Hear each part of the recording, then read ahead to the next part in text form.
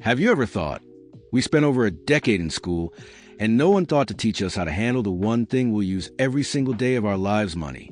It's almost like the system wants us to figure out the hard way with mistakes, debt, and stress. And that's why Andrew Hallam's story hits different. He wasn't some finance bro or tech startup millionaire. He was a teacher, a high school English teacher, living on an average salary, and yet he managed to retire as a millionaire because he just followed a few simple, boring rules that actually work. Rule number 1, the real test of wealth. So here's the thing, nobody tells you about money. The hardest part isn't math.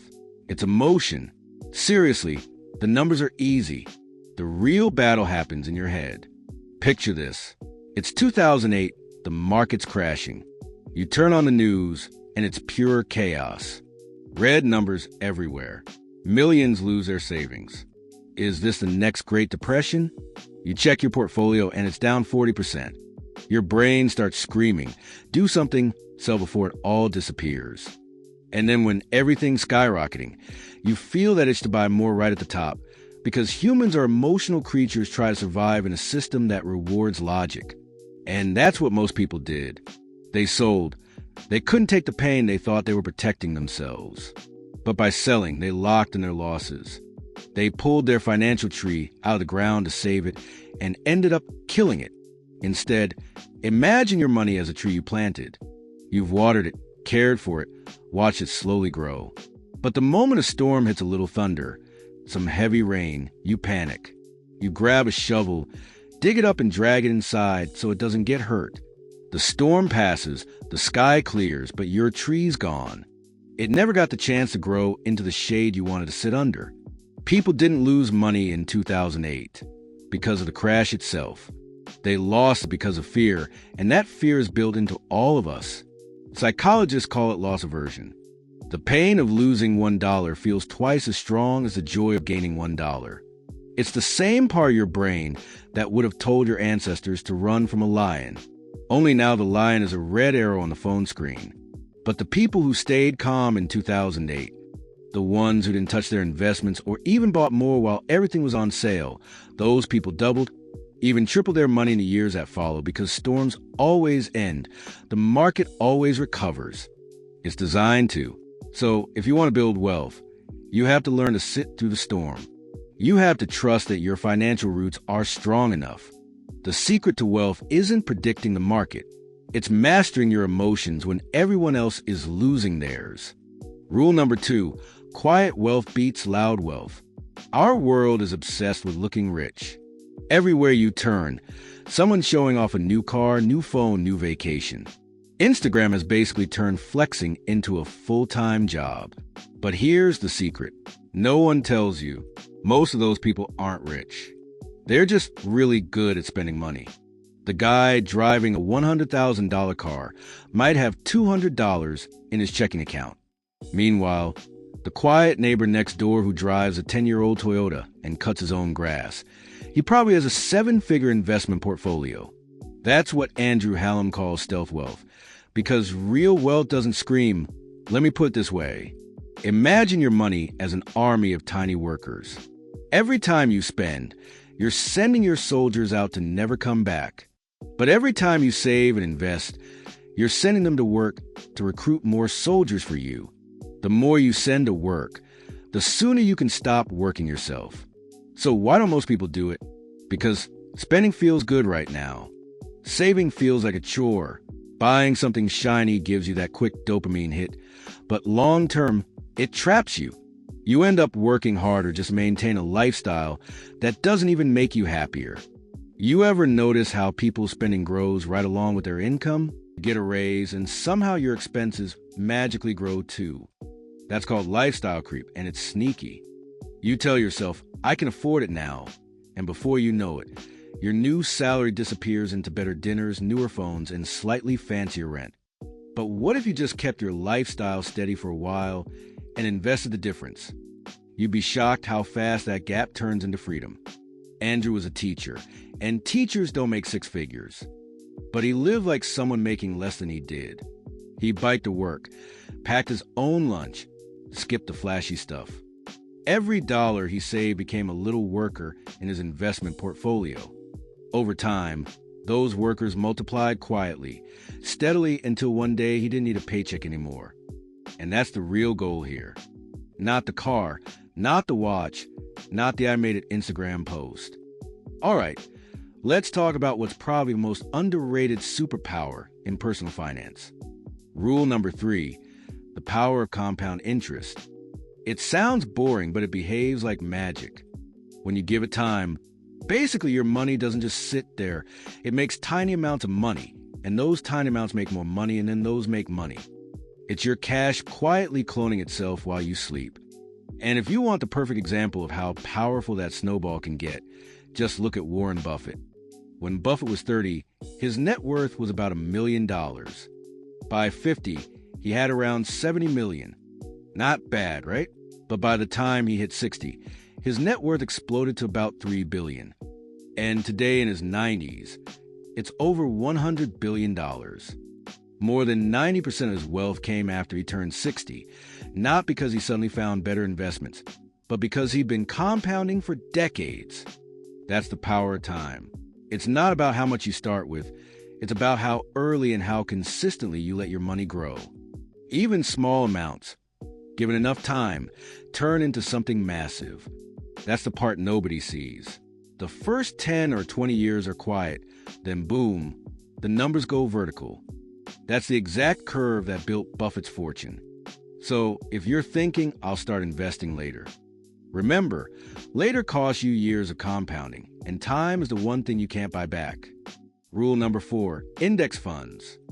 Now that we've talked about how your money can grow through the magic of compounding, let's talk about where to actually put that money so it works hard for you, not for someone else.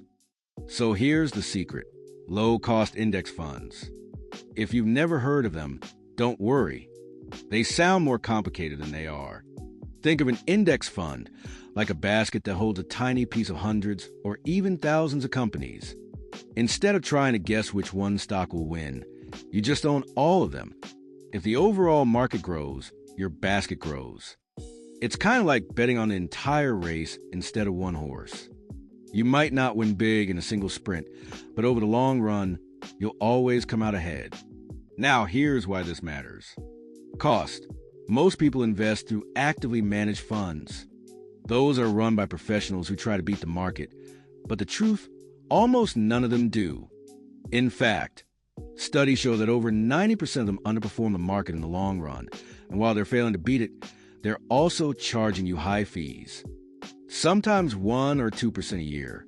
That doesn't sound like much, but over decades, that tiny percentage can cost you hundreds of thousands of dollars. Index funds flip that upside down. They don't try to beat the market. They are the market. They just quietly track it with fees so low, they're almost invisible.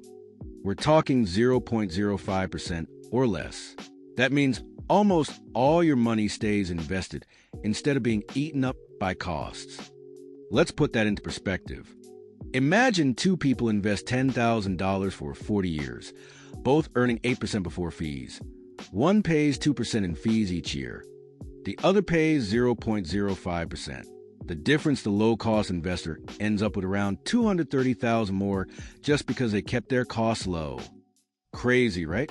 That's why Warren Buffett, the guy we just talked about, told his own family to put their inheritance in a low-cost S&P 500 index fund after he's gone. Sure, it dips, crashes. If it's good enough for him, it's probably good enough for the rest of us because over time the stock market always goes up. Sure, it dips, crashes, panics. But if you zoom out, the line always climbs higher. And with index funds, you get to ride that long-term wave without the stress of trying to time a market. So if you're tired of the noise, tired of guessing games, and get rich, quick advice: keep it simple. Own the market, keep your costs low, and let compounding do the rest. Rule number 5, balanced portfolio. Andrew Hallam talks about, and it's one of my favorites: keep your portfolio simple and balanced. He explains it like cooking. You don't need 50 ingredients to make something great. You just need the right balance in investing terms. That means balancing between stocks and bonds. Stocks are the exciting part. They grow your wealth over time. Bond to the calm part. They keep you steady when things get rough. Hallam says, stocks help you get rich and bonds help you stay rich. So how much of each? He doesn't give some magic number. It depends on your comfort level. If you're young and okay with a few ups and downs, maybe you lean more toward stocks. If you're older or just want more stability, you tilt toward bonds. The key is to build something that fits your life, something that lets you sleep peacefully even when markets get a little crazy. And he really pushes this idea of global diversification. He says, don't just bet on one country's future, even if it's your own. The world's economy is huge, and spreading your investments across different regions lowers your risk. It's like having teammates from all over the world. If one has a bad season, someone else is still scoring, and you can build this entire setup with just a couple of index funds. Hallam himself uses just a handful, one global stock index fund and one bond index fund. And if you like picking stock for fun, he doesn't say you can't. He just says to keep it small, like dessert after dinner. Maybe 5% or 10% of your portfolio. And he always says, don't let complexity impress you. Let simplicity make you rich. And that's a mindset shift most people never make. They chase excitement and end up chasing losses. Rule number 6, be wary of financial advisors. Picture this. You walk into a fancy office. Big smile, nice suit, shiny desk. They offer you coffee and tell you they'll help you reach your financial goals. Sounds great, right? But behind the scenes, many of them get paid a cut every time you buy the products they recommend: mutual funds, insurance plans, investment packages. The more you buy, the more they earn. So ask yourself, are they advising you or selling to you? Because a lot of financial advisors don't actually work for you. They work for commissions. You might see a 2% management fee and think, that's nothing. But over decades, that 2% doesn't just nibble at your returns. It devours them like we talked about earlier. And here's the thing, not all advisors are bad. A good advisor is like a coach. They're on your team cheering you on. A bad one is like a referee who also owns one of the teams. He tells his readers to look for fee-only advisors. People who charge you a flat rate or hourly fee for their advice, not a percentage of your portfolio. Or if your situation's not too complicated, Hallam actually encouraged remember his rule about index funds? They're designed so you don't have to pay a middleman. So before you hand over your savings to someone who promises to handle it all, ask the simple question, how do you get paid if that question makes them uncomfortable? That's your answer.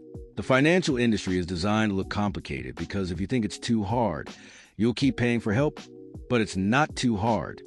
You're smarter than that. You just need someone to explain it in plain English. And that's exactly what this book and this video and this channel are about. So don't forget to like and subscribe so you don't miss any of the upcoming videos. Rule number 7, rebalancing. Rebalancing is like giving your portfolio a tune-up. Just checking under the hood once in a while to make sure everything's running smoothly. Here's how it works. Let's say you set up your portfolio perfectly.